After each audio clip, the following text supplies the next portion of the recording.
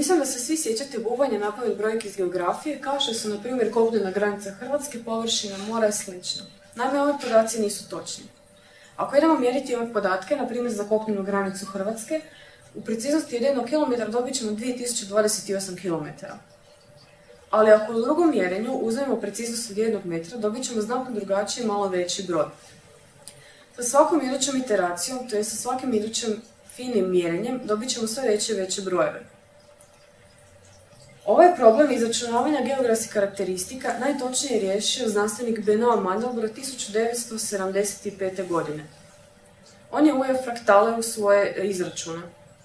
Fraktali su matematički objekti ili oblici koji predstavljaju samosličnost u različitim mjerilima.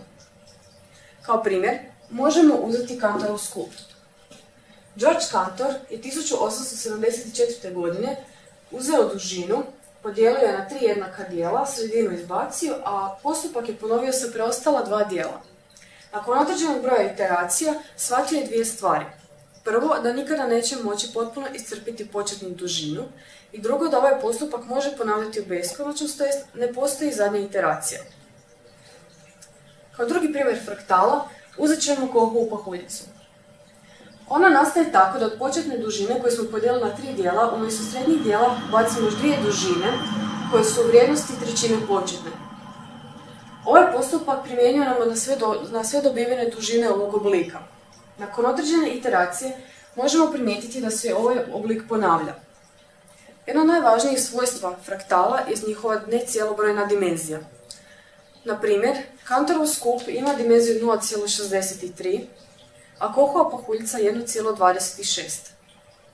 Još jedna od najbitnijih činjenica za fraktale je to da je njihova sama srž ili jezgra zapravo kompleksan broj.